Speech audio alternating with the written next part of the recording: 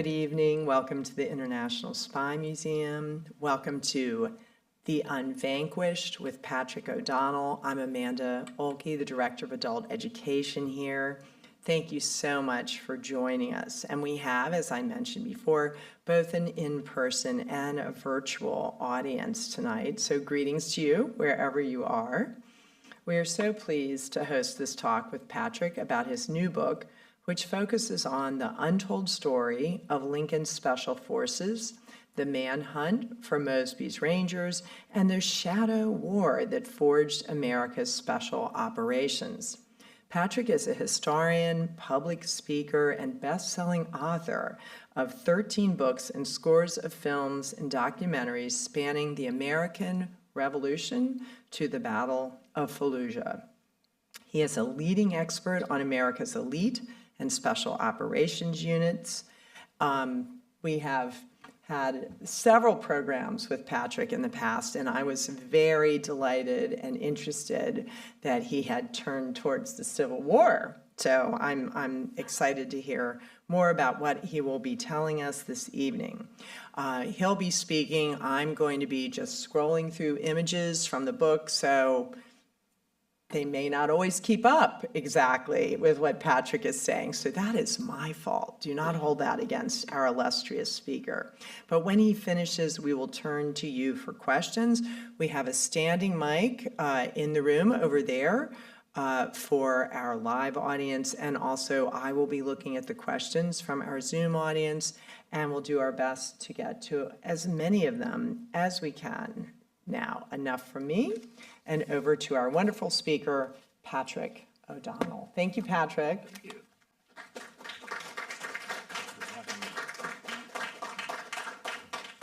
Thank you for having me today at the Spy Museum, and just, I appreciate everybody here too, by the way. America has a rich tradition of unconventional warfare and special operations, going all the way back to 1670 and Benjamin Church, and how colonists had to deal with Native Americans in the irregular warfare that they had conducted. And as time goes on, we have Rogers Rangers, we have the American Revolutionary War with the Light Infantry, Morgan's Rifle Corps, many others. As the Civil War begins, our first modern war, it's the beginning of really the origins of special operations forces, where they have to cope with modern armies and modern technology. And it's the beginning of this book is in 1941, right here in Washington, D.C. Not far from here, a place called Navy Hill. There was an old brewery there, and that was the headquarters for the Coordinator of Information. And a year later, it would be called the OSS. And it was the person in charge of that was an extraordinary individual known as Wild Bill Donovan, Colonel Bill Donovan at that point. And Donovan was a Wall Street lawyer. He was one of the most decorated veterans of World War I, Distinguished Service Cross, Medal of Honor. And it's here in 1941, before America enters the Great Second World War, that he is tasked with bringing America up to speed with the Special Operations Force. America has one of the smallest armies of the largest powers at this time, and it does not possess any Special Operations Forces. And despite our rich history of irregular warfare and special operations, it's kind of like a sine curve. It goes up, and then it goes down. The knowledge is often forgotten. And that's where Wild Bill Donovan found himself in 1941. And it was a desperate time. And he knew that the United States was the furthest behind of any of the major powers. So he wrote a number of impassioned letters to President Roosevelt, one stating that we'd have to bring back the origins and the men of the Scouts, the Rangers, and the Secret Service. And that letter is what sort of keyed me on to how Wild Bill Donovan tasked some of the greatest professors in American history that were part of the research analysis department to look at the units that I wrote about in the Unvanquished. And it's through that inspiration that we comes up with the Jedburgh teams. First, it's called the Special Operations Branch, becomes then Special Operations, and then it's the Jedburgh teams, the operational groups, and so on and so forth. Maritime Unit all have their inspirations, for the OSS at least, back at the Civil War. And this book deals with one aspect of that is the through line, which the Jessie Scouts, otherwise known as I call them, Lincoln Special Forces. And the Jessie Scouts were really an extraordinary group of individuals, no more than maybe 200 men that dressed as Confederates to take out the South's most dangerous men. And this is perilous work, hazardous duty. Most of these men never survived. It's one of the reasons why there never was a book on these men, but there still was 7 medals of honor. And I've written 13 books, and all the books that I've written have found me in one way or another, and that's certainly the case with the Unvanquished. It was in 2017, maybe even a little bit earlier, I was driving around the countryside in Northern Virginia, and I saw a rusted old sign that said, "The Grapewood Farm Engagement." And I was absolutely, what is that? And this is near Vint Hill, which is another espionage kind of hub for World War II where signals intelligence was gathered. But here at the Grapewood Farm is where John Singleton Mosby and his Rangers destroyed the first locomotive with a mountain howitzer that they had. And it was in the middle of a Yankee encampment, and they destroyed the locomotive and they raided the train, and they then suddenly found themselves running and riding for their lives with this mountain howitzer in tow. And they set up at the Grapewood Farm where there was kind of this natural funnel of death. The howitzer was at the end of this funnel, and the cavalry was charging at them, and they fired a number of rounds at the Union cavalry. Eventually, they were overwhelmed. Mosby was almost killed and captured. Many of his men were killed and captured. And there was even a foreign volunteer with the British Army that was serving in Mosby's command. And I found he was mortally wounded that day, and I found his gravesite nearby. And I found, wow, this is an incredibly rich story. I just don't think I'll be able to actually get this published because of the current climate and politics out there. And maybe a few months later, I was finishing my latest book. At the time, it was called The Unknowns. It's on the tomb of the unknown soldier and the body bearers that brought him home. And I would typically edit my books in different venues. And I was in the Plains, Virginia at this time, and I was at a place called the Front Porch Restaurant editing the book. And sure enough, there's a sign next to the front porch, which is literally a front porch that you can eat on. And it's an extraordinary story that's told there. It's a story of a Jessie Scout, which very few people knew about, but it's a story about Jack Sterry, who in 1862, it was the Second Battle of Manassas, and Jack Sterry was at the crossroads of the Plains, Virginia. And he was in a Confederate uniform as a Union scout, directing General Hood's army down the wrong road, convincing them that the reinforcements were desperately needed at Middleburg instead of the Second Battle of Manassas. His entire corps, he was trying to get down that road. And for 45 minutes, they questioned Jack. And Jack had an answer for everything. You know, I mean, Jack was an enlisted man, but somehow had the collar insignia of an officer. And they were a bit stunned by that. And Jack, of course, claimed that, you know, the enlisted men never got the women of the Shenandoah Valley. So it was one excuse after another, but they finally unraveled who this man was. And in his dying words, he said, "I want to be known as a Jessie Scout."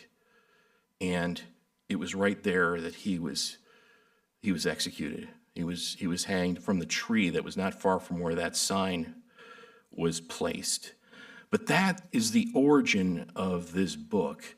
It's an origin story of the Jessie Scouts that spans 1862 and goes through the entire war. and how they are not only involved in deceptive operations, but also gathering tactical intelligence for the army. They're leading the armies. And it's their actions that will play a decisive role in this entire war. The Unvanquished, there are just many, many reviews on the book, from the Wall Street Journal to West Point and Army Magazine, and how they all say that this is a different look at the Civil War. And it very much is. It's a look at the unconventional Civil War that's not largely been written about, but it also looks at the Civil War as not only a conventional conflict, but an insurgency. And it looks at the things that the South did in a very desperate way to somehow change the course of the war. Not necessarily win it. They never had to win it. They only merely had to survive. And the operations that they conducted were decades, in some cases 100 years ahead of their time. Both not only the Jessie Scouts that I write about, but also the conflict with Mosby and his Rangers, as well as another shadowy group that is into the mix, and that is the Confederate Secret Service. And this book spans the war from 1862. It's in largely West Virginia and Northern Virginia, and then moves through the entire war and eventually goes to Mexico, which is arguably America's first proxy war with a European power. And it would be the Jessie Scouts that would play a massive role in ejecting the 40,000 French troops that were in Mexico. This book is also an epic clash between the Jessie Scouts and Mosby's Rangers, as well as the Confederate Secret Service. And it is not a textbook. It puts you in the saddle of these men and how desperate, in many cases, the actions that they perform. And in some cases, their personal agency changes the course of actions. I'll give you one example of that, which is only tomorrow, actually. Today's September 18th, and tomorrow is the 19th. And that commemorates the Third Battle of Winchester, which would change the course of the 1864 election, along with the Battle of Atlanta. But it would be the Battle of Winchester that would be very important and often forgotten. And it would be the Jessie Scouts that would play a massive role in that battle. This is Winchester, Virginia. It's on the top of the Shenandoah Valley. And it's here that only in the summer, the South nearly wins the war by Jubal Early's massive army of nearly 14,000 men that marches and nearly seizes Washington, D.C. And now, at this stage, they're still encamped inside of Winchester, Virginia, and they control the Shenandoah Valley. And it's here that the agency of a small group of individuals will change things. And one of those individuals is a man that the Jessie Scouts contact. They're not only gathering tactical intelligence by riding out in front of the armies in their Confederate uniforms, but they're also obtaining sources, human intelligence sources, and people that can aid them. And one of the men that they run across is an enslaved individual, Thomas Laws, this is one of the great unsung heroes of the American Civil War that puts everything on the line. Because if Thomas Laws is captured, or it's determined what he did to provide information or services to the Union, he will be executed along with his family. But he willingly does it.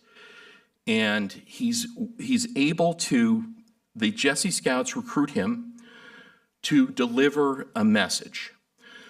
General Crook, who is in the Army at this time with General Sheridan, who's in charge of the Army, recommends to Sheridan that there's a woman behind the lines in Winchester that may be able to help.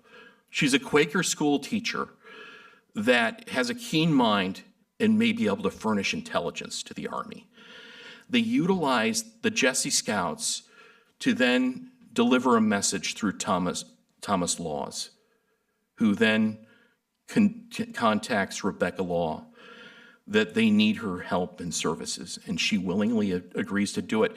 And this is another individual that is putting it all on the line because she lives in a divided household where if she's found out, she could also be executed, or her neighbors will turn against her. There's a million things that can go wrong, but she agrees to help. And she furnishes Thomas Laws and General Sheridan, the Jessie Scouts, with a crucial piece of information: that Jubal Early's army is going to be weakened in the coming days. They're going to remove an entire brigade. Thousands of men are going to be returning to the lines of Petersburg and the siege there. And Early's army is going to be weakened. And with this crucial piece of information, Sheridan decides to attack Early, and he wins a decisive victory at the Third Battle of Winchester and follows it up the next day and nearly crushes Early's army, and they're sent packing basically down the valley. And this has a profound impact with the Battle of Atlanta, where it swings the mood of the voters, which are at that time very much, Lincoln was convinced that he was going to lose the war. And it changes everything. A small piece of intelligence through the agency of a couple individuals that put it all on the line. And it's the individuals that are the key to the Unvanquished. And I'm going to go through a few individuals that this book represents that are interesting, extremely interesting. A few you've probably heard of, or I mean, one or two you've probably heard of, but the others maybe not so much unless you've read the book. And the first individual that I'd like to talk about is Richard Blazer. Richard Blazer was 33 years old in 1863, in September 1863, when he was given command with another lieutenant who would later be the publisher and founder of the LA Times, of a group of men that would later become known as Blazer's Independent Scouts. And they were Jessie Scouts, by and large. But Blazer had a separate mission that was different than many of the other Jessie Scouts. His mission was really arguably the first group of manhunters in the United States Army. And this is the origins of counterinsurgency. It's a small group of men that were dedicated to hunting down the South's most dangerous men. And the story begins in West Virginia, which was a cauldron in September of 1863. There was warfare between families, the North and the South. It was a very divided area, especially Appalachia, the mountains of western West Virginia, which had been recently, West Virginia had become a state in the summer of 1863, only months earlier. And interestingly enough, it became a slave state in the Union, which is a bizarre thing. But it's in this sort of cauldron that Richard Blazer is given a task to hunt down the men that are destroying the Union supply lines in and around the area, and hunt down the partisans that are there, that typically don't wear a Confederate uniform. They're known as Thurman's Rangers, and they were very deadly and very effective partisan or guerrilla group that was born from two brothers that were ardent to the max Confederates. And they were dedicated to their cause, and it would be Richard Blazer that would have to disrupt them. And his small group of men, which is about 100 men, initially would operate on foot. And they would chase these guys down. And it was a situation where they were utilizing kind of shoe leather detective work.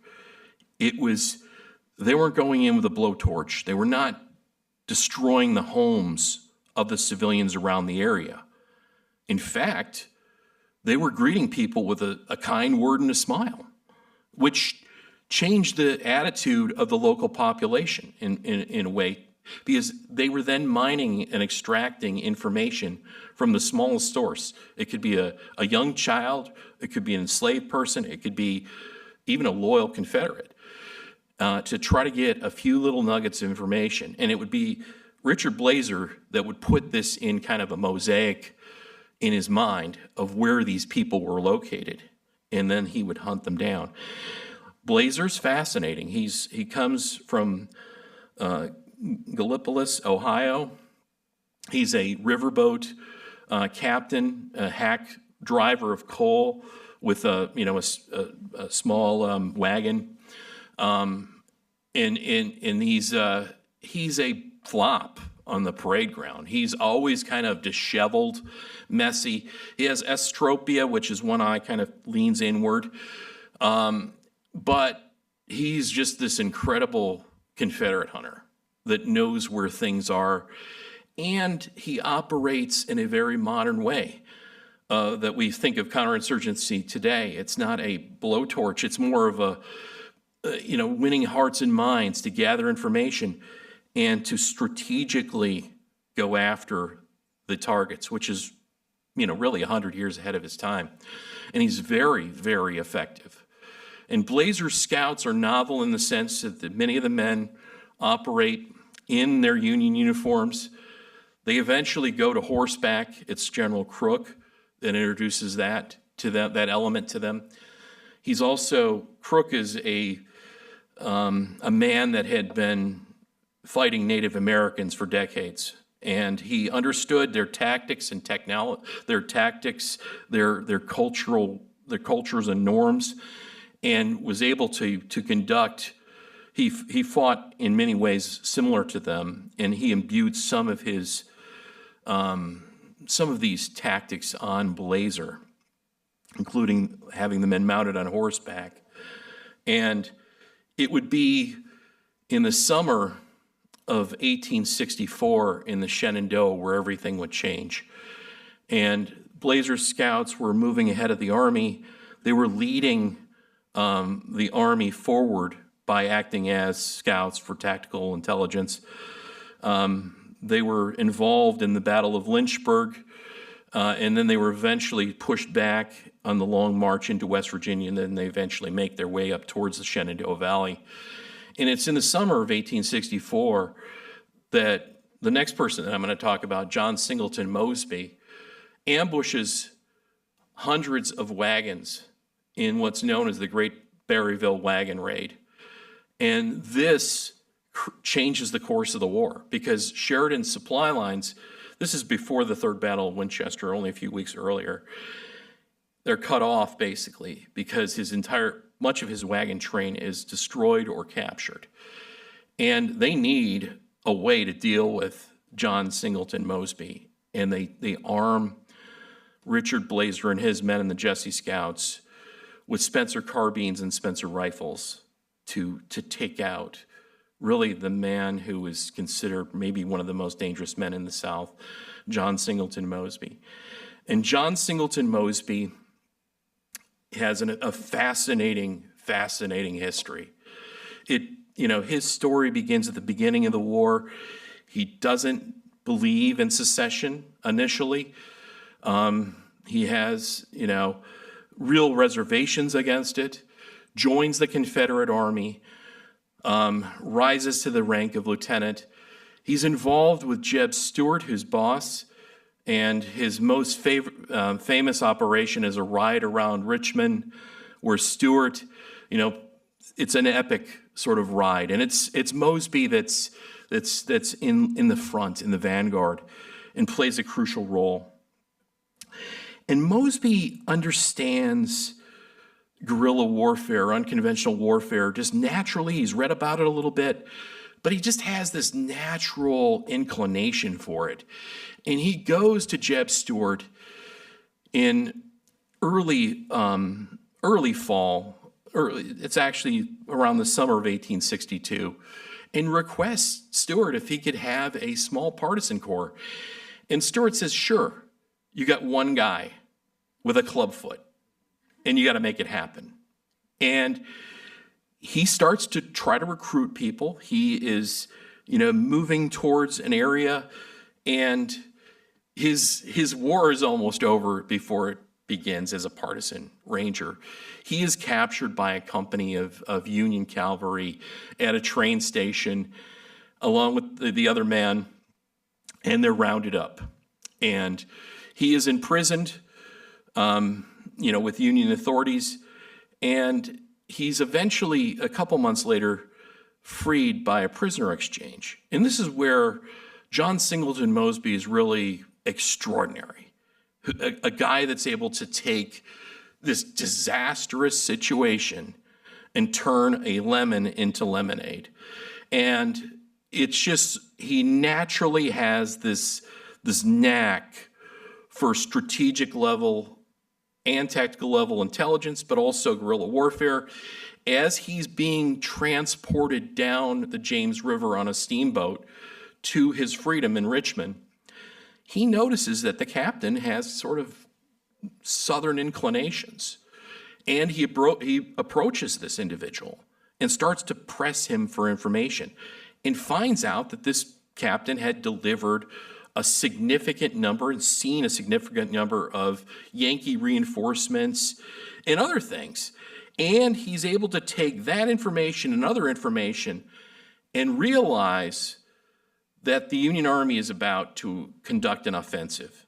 And he knows where it's going. I mean, he's able to put the pieces of this sort of complex puzzle together through the information that he gathers. Gets off the steamboat, and instead of resting, this 128-pound, 5'7" wiry guy immediately rides to General Lee's headquarters and reports what he found out. And there's initially a bit of a, this is just a lowly lieutenant. Then they kind of realize he might have something here going on. And that intelligence changes the course of a Civil War battle. And John Singleton Mosby is back.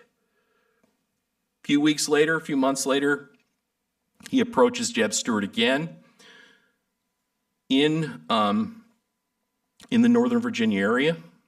By the way, this book, The Unvanquished, is almost a tour guide.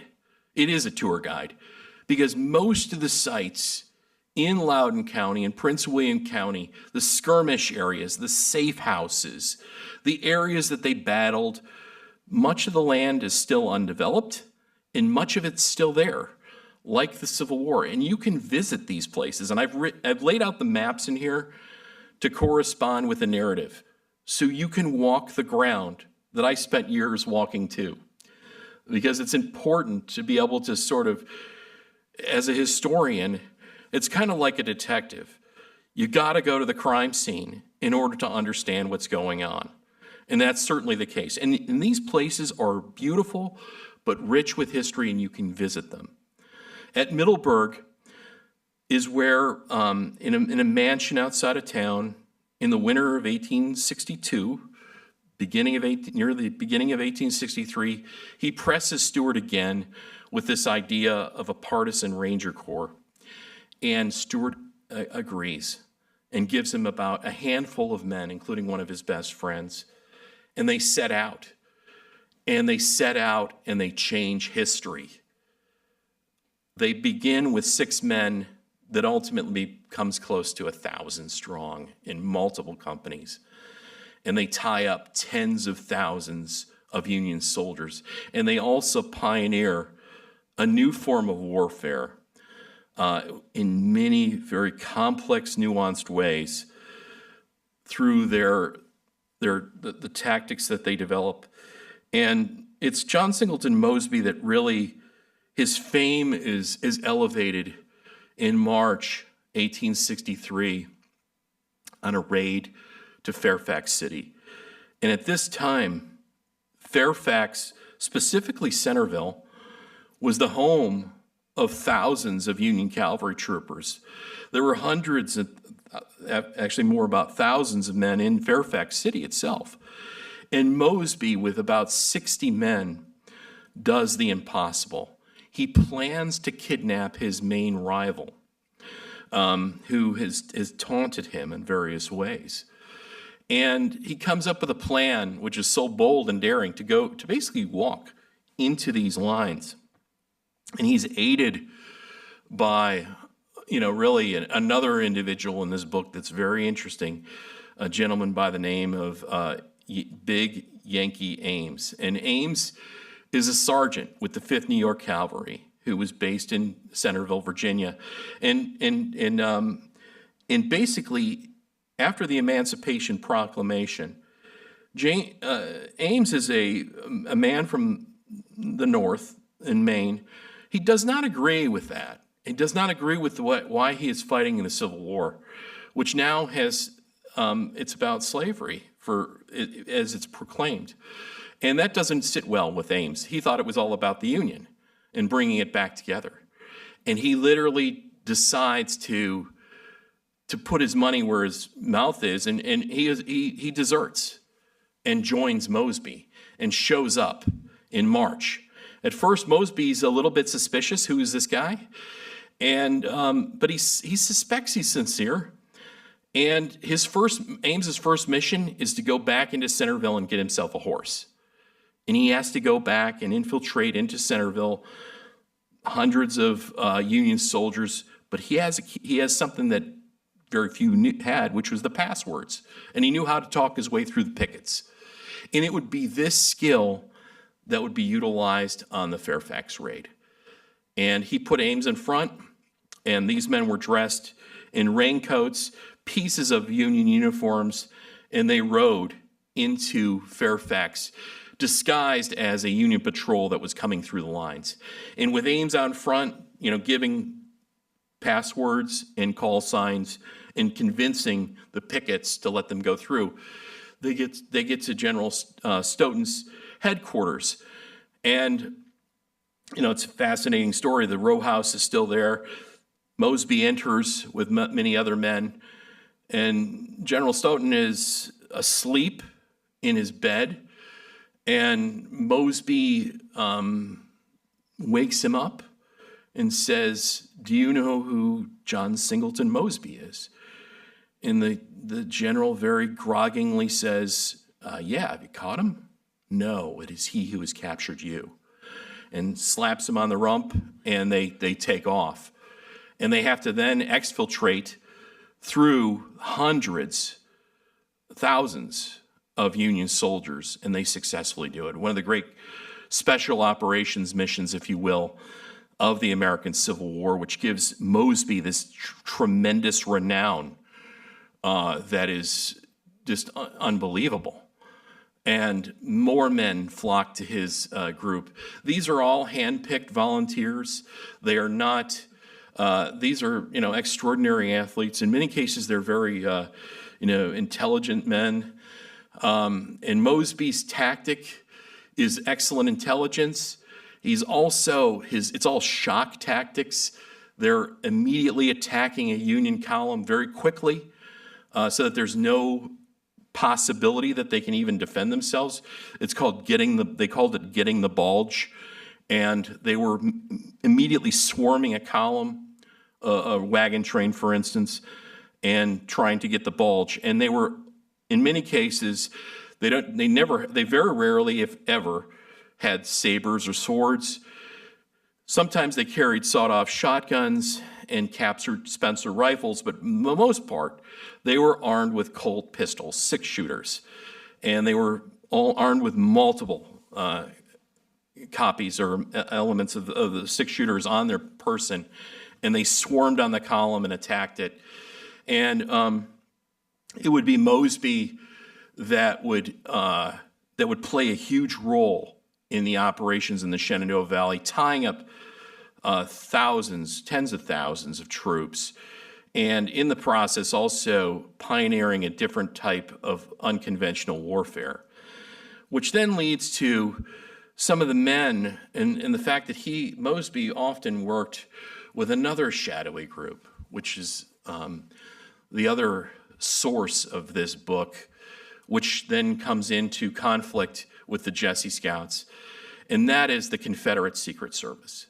And the Confederate Secret Service is really another extraordinary, untold story in the Civil War. Most of this group, which included men and women, their records were burned right after the war, along with most of their missions. And they fled to Europe. So most of these individuals, it was very hard to pin down this very opaque organization, which had at its head Jefferson Davis. And this leads to my next individual that I'd like to talk about, and that's George N. Sanders. And George Sanders is an operative within the Confederate Secret Service. And I'd like to take you now to the spring of 1864, where the Confederate Secret Service has set up shop in Montreal, Canada, in one of the most opulent hotels in Canada, the St. Lawrence. And the St. Lawrence is fascinating because it caters to the Confederate expatriates, the Confederate soldiers that have escaped from Union captivity to Canada, and the Confederate Secret Service. They serve mint juleps year-round. There's a smoke-filled bar with a billiards table. And it's just a scene of spycraft that's just exceptional. It's here that Jefferson Davis sends his top operatives with $2 million in gold to basically change the course of the war through novel special operations, election interference, press operations, all kinds of things, that as well as pure terror. And it's in the St. Lawrence that a number of plots are hatched, that George Sanders, think of this kind of pirate-like individual that's kind of fat, that's constantly, whiffing on a cigar. But he's also surrounded by beautiful women all the time. And he's a brilliant political operative. It's here that George and the other members of the Confederate Secret Service in their lair at the St. Lawrence really concoct missions that are on one hand political influence operations and the other pure terror. And on the pure terror side, there was a group of men under the command of John Hines and John Castleman, his second, who were part of Morgan's Raiders. And these men had basically raided Ohio with Morgan, over 2,000 men, but they were surrounded, and the bulk of them were captured, including Hines, Castleman, and Morgan. And these men are extraordinary. They literally dug their way out of a penitentiary in Ohio and escaped. And escaped, as the book will tell you, multiple times on multiple occasions.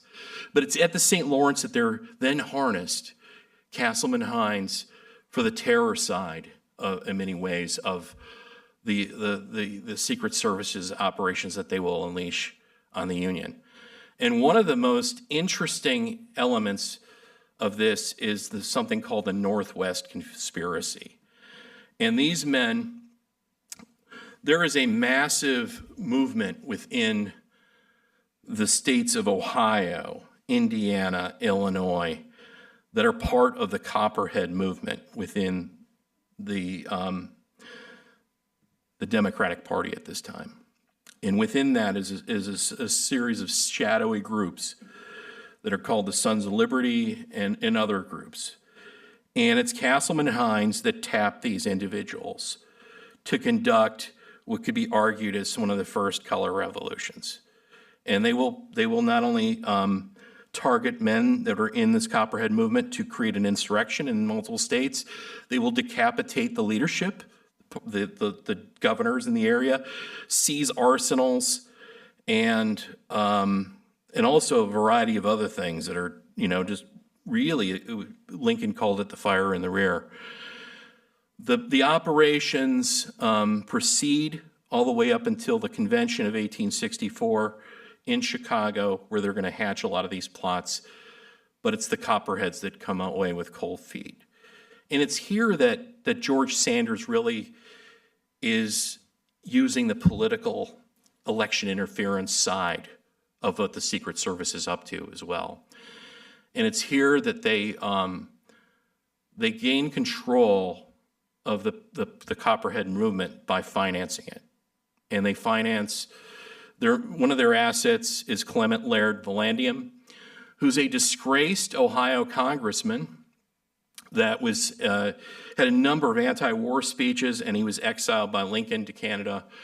And he's up in Canada. And it's here that the Confederate Secret Services work with him directly to influence the Copperhead movement. And one of the great coups that Sanders has is he actually helps write the campaign platform for the Democratic Party in 1864 in Chicago. And it's a platform of an armistice where there will be negotiations and eventually a ceasefire, but they realize that the South realizes this is exactly what they want, because if there's an armistice, it's almost impossible to start the war back up again. And the Copperheads under Sanders also are so influential that they will be the right-hand man, the vice president for George McClellan, a guy by the name of Pendleton, who's one of the most ardent Copperheads. And it's Vallandigham who will be the Secretary of War, which is, extraordinary in and of itself, because in that we know, this is a guy that is basically, he's completely an asset of the Confederacy and the Secret Service. He's definitely not going to prosecute the war to the full extent. But it's through these shadowy operations that another plot emerges, and then I basically bring the receipts that a lot of authors haven't brought. And this involves the kidnapping of the President of the United States. They realize that President Abraham Lincoln is the most ardent supporter of the American Civil War. And he is he's an asset that they think that they can somehow contain or take away from the table. And they plot a very elaborate kidnapping scheme that involves John Surratt, but also involves John Wilkes Booth. And all of the handling of Wilkes Booth is through the Secret Service, the funding of the operation. And there's extensive trail of where these individuals are getting their money. And there's a lot of evidence as well in testimony on this kidnapping plot. And I won't get into it right now, but it's a very deep plot. And within this story, it's the Confederate Secret Service that will eventually capture Richard Blazer. And that individual will bring him to Richmond, where he obtains his instructions on the plot to kidnap the president and more. And that individual's name is Lewis Powell, who is also a Mosby's Ranger. And very few authors have done a deep dive into Powell and his connections with the Secret Service. And that is one of the things that this book really gets into, specifically who handles him. And there's a very clear chain of custody and evidence that it's the Secret Service. And this is not a fly-by-night operation where a bunch of guys get together at a bar with Booth and decide to take action. The final individual that I'll talk about is one of the great heroes of this book, and his name is Archibald Rowand Jr. He's a Jessie Scout. He's in his early teens. He's 17 when he's in the 2nd West Virginia Cavalry, and there's a call for volunteers for hazardous duty. And he and his best friend, Ike, they decide to volunteer. They have no idea what they're really volunteering for. And they step forward in line to volunteer for hazardous duty. And they then are told, go pick up the Confederate uniform over there we recently captured from a dead Confederate, and you're going to be wearing that and you're going to be conducting operations as a Jessie Scout. He had no idea what he was getting into and immediately regretted it, but at the same time, he wouldn't change what he through his agency would do. And it's really quite extraordinary. He would, begin the Jessie Scouts at the very beginning. Which would trade several commands over the years until they eventually get to General Sheridan, and they become Sheridan Scouts. The Jessie Scouts are then called Sheridan Scouts, and he really utilizes them in a very strategic way as an asset to work in front of his armies, to also go against, some of his adversaries. But the main thing was these men were out front determining the landscape tactically. Kind of think of a drone, if you will, providing crucial intelligence. They were brilliant men, but they were constantly, imperiled. Their lives were imperiled, and many of them would never survive the war. And Rowand in particular would escape death multiple times and have to talk his way out of it. He was so convincing to his captors that they were convinced that he was a member of whatever Confederate regiment that he was talking about. And there's a great story about how one of the men they're in a massive firefight, and the Jessie Scouts have to shoot their way out. And Rowand literally helps pick a guy up on the back of his horse, and they're firing in the rear to escape. But one of their scouts, a guy by the name of Cassidy, is captured, and he's in Woodstock, Virginia. And they send through the lines that this guy is captured and that they're going to execute him. And Rowand, along with one of the commanding officers in Winchester, ride back to Woodstock to negotiate the release of Cassidy. And it doesn't really go well, because there's a crowd of civilians that form in Woodstock when they come up and they try to secure the release of this individual. There's negotiation, and then somebody in the crowd that was at the firefight recognizes Rowand as being there. And he has to use every bit of skill and guile that he has to talk his way out, directly confronting the Confederate commander there. And it allows him to, him and the rest of the Union Party that were there to free Cassidy to escape. He then is involved in really one of the epic rides of the American Civil War. He has to go 80 miles behind the lines as General Sheridan is coming down the valley in March 1865 to join up with General Grant. General Grant actually is directing him to go to Sheridan in North Carolina, but Sheridan has other plans.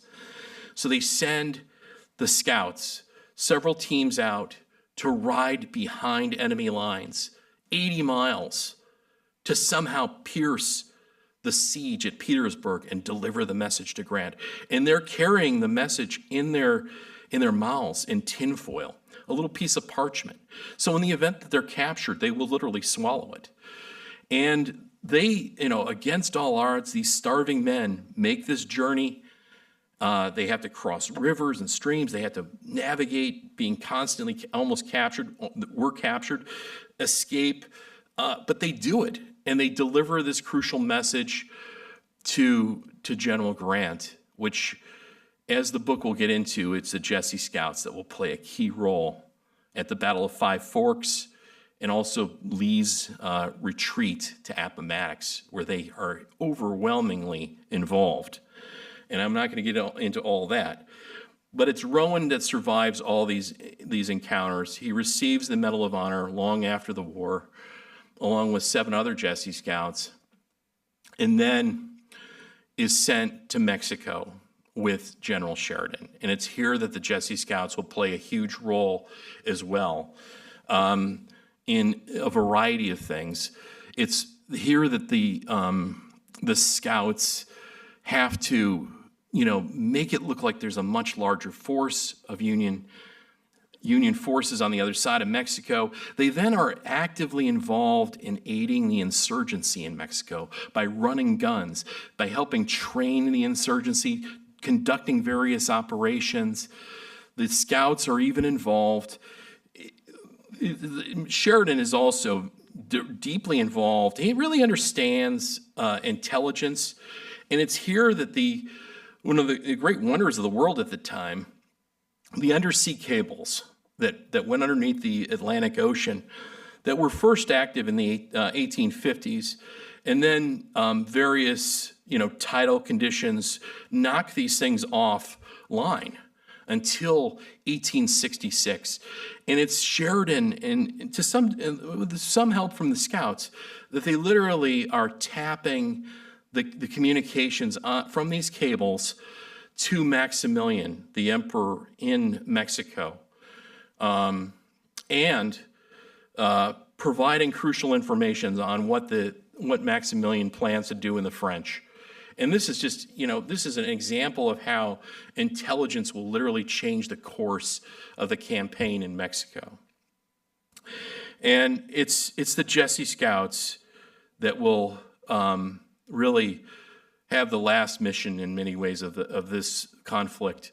Maximilian is this Austrian emperor that has really no link at all to Mexico, and he's installed by the French authorities to be emperor. And it's the Mexican, the insurgency that eventually captures Maximilian, and they intend to execute him.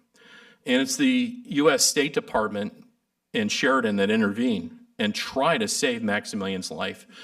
And it's the last mission of the Jessie Scouts is to ride to find the men, Maximilian's captors, and to plead mercy with them to save his life. It's a mercy mission. But unfortunately, it fails, and Maximilian is executed by a firing squad. But it's an example of how a small group of men at the right time, at the right place, using novel tactics and technology, can change the course of a conflict, a war, and for decades have changed history. It's their tactics and technology from the Civil War that are still imbued in today's special operators and what they are doing around the world. Thank you very much.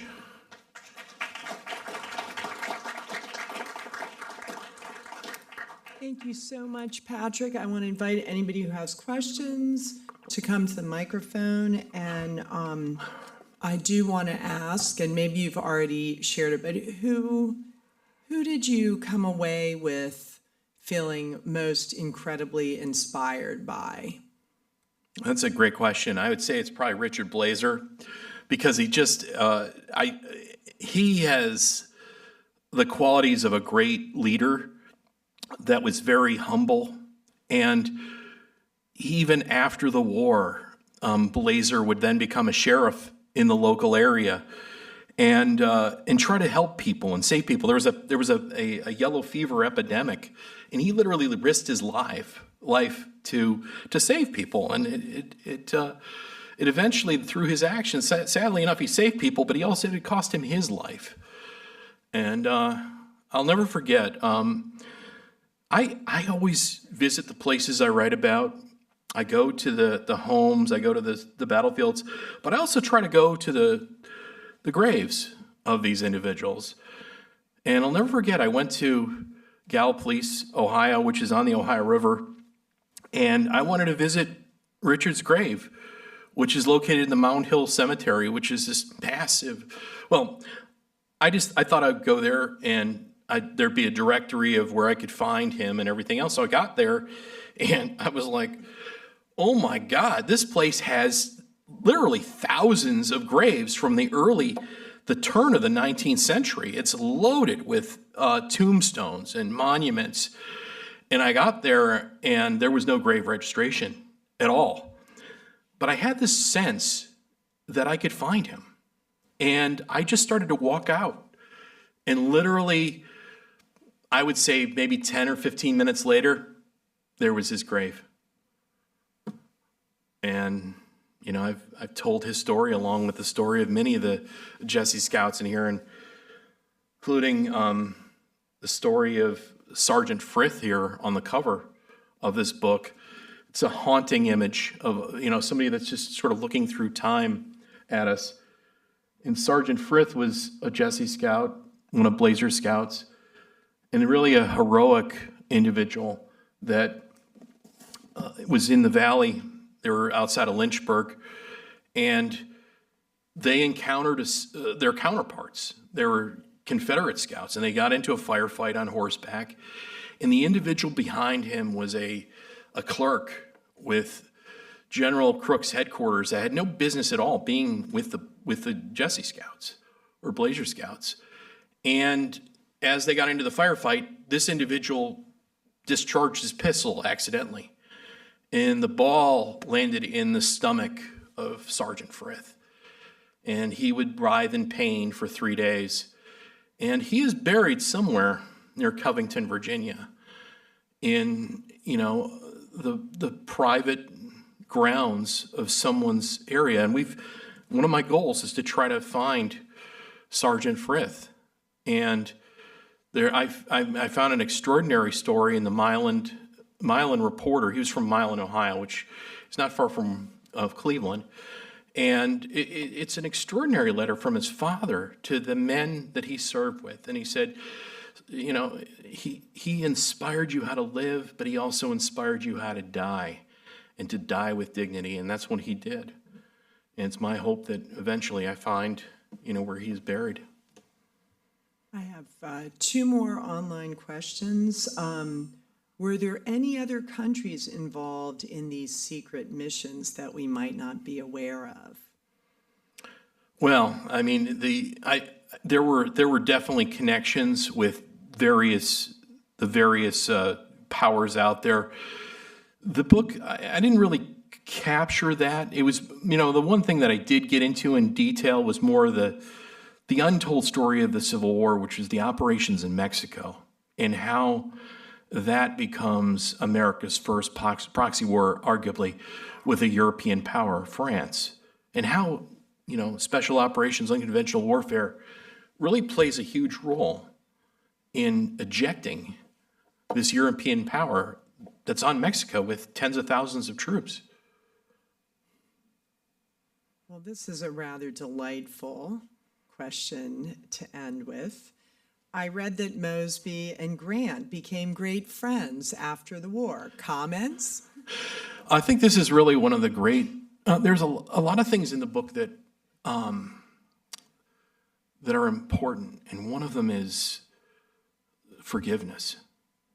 And it's an important quality with Americans to forgive your mortal enemy. And Mosby was one of the most ardent Confederates. He was you know, so ardent. He was, you know, all the way to the end, basically. But and I get into a lot of detail on that. But at the end of the war, he's being hounded and hunted by Union forces, even after he literally, you know, he surrenders multiple times. And Mrs. Mosby is tired of this and literally writes a letter to General Grant.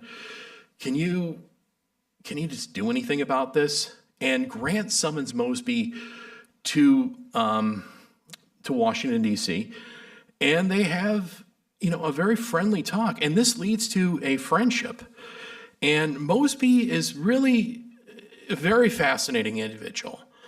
He then becomes very close friends with Grant. He becomes a Republican, where the men that he served with, his men, most of them remain Democrats in Virginia. And he does not believe in the lost cause or any of that. He's very, and it creates a massive rift with his men in some cases.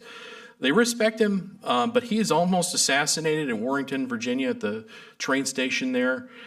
There's a lot of things that they don't sit well with many people.